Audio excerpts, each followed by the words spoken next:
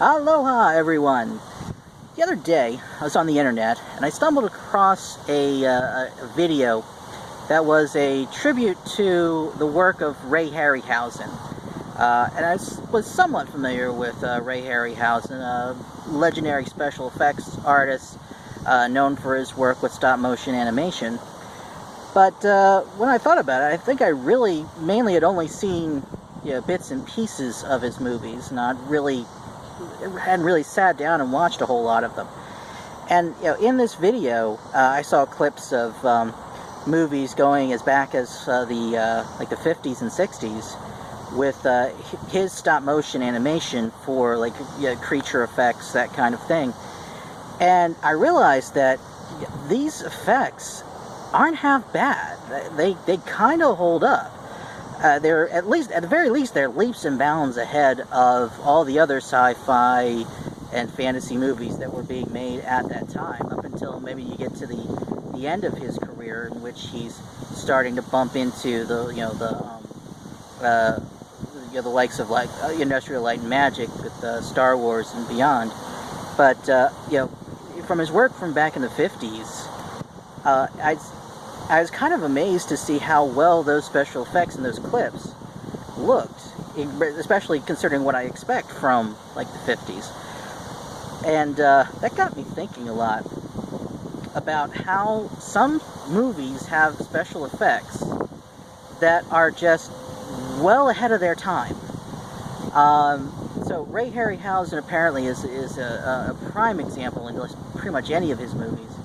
I'm really going to have to go back and watch some of those. I learned about one movie of his in particular that I was like, how have I never heard of this movie before? It was called The Valley of Gwangi.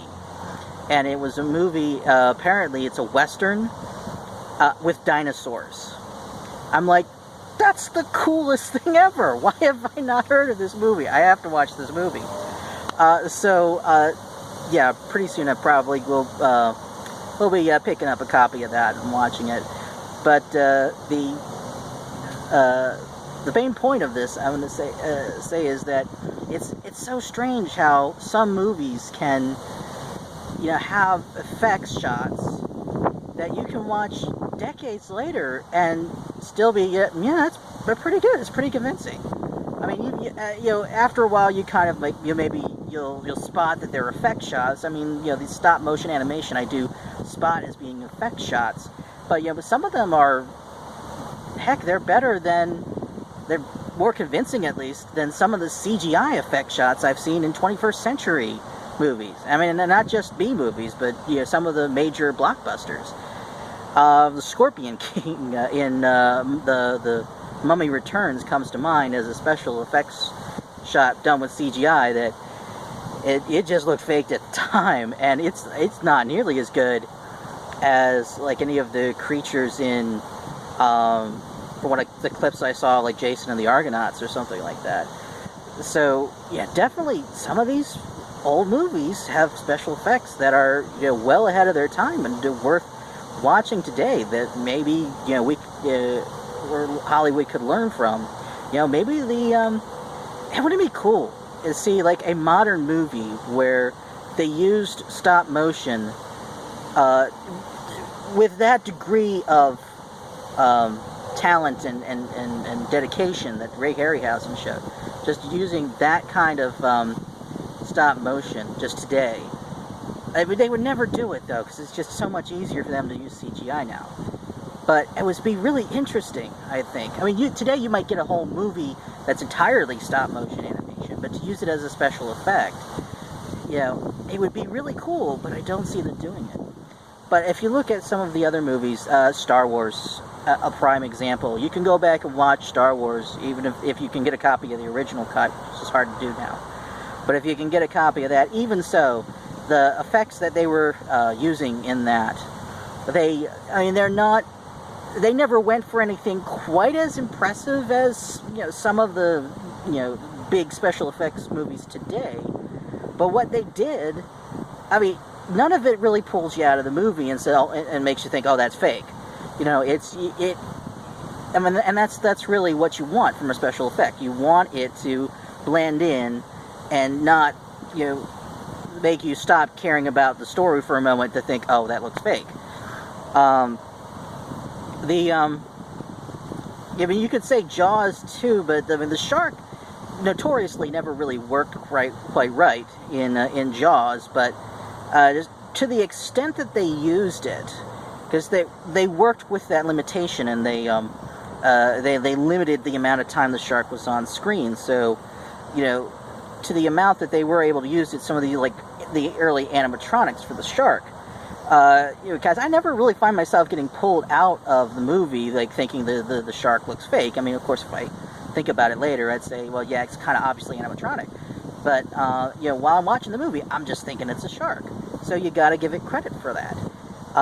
Jurassic Park, with some of the early CGI effects. Now, there have been CGI in movies like Tron a long time before that, but they were meant to represent computer-generated images rather than meant to represent real living things. And the Jurassic Park's one of the first ones where it was used to that extent. And they look real. Yeah, and I know they combine it with animatronics and things, and like in the close-ups, but they were able to do it with such attention to detail that, I mean, years later, it's still the gold standard in CGI. And it's just amazing how some of these movies, like, when you look at all their contemporaries and look at how, you know, like, you think about what the standard was for special effects at the time, and you'll have a picture in your mind of something that's, like, at a certain level. But then when you come to these particular movies that were a part of that, they've raised the bar so much higher than that. And they still hold up pretty well today. I personally think that most of the effects in the original Ghostbusters in 1984 were pretty good and hold up now. There were some stop-motion effects with the terror dogs. Some of those shots look pretty fake, and but when I think about it, I think it has a lot to do with the way they're composited, more so with the way they're animated.